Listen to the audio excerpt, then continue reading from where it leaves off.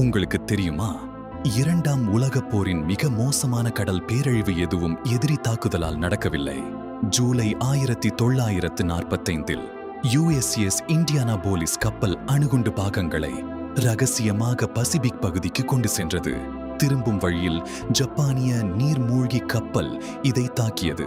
1200 கடலோர்கள் சுறா நிறைந்த கடலில் விழுந்தனர். உயிர் காக்கும் படகுகளோ உணவோ இல்லை.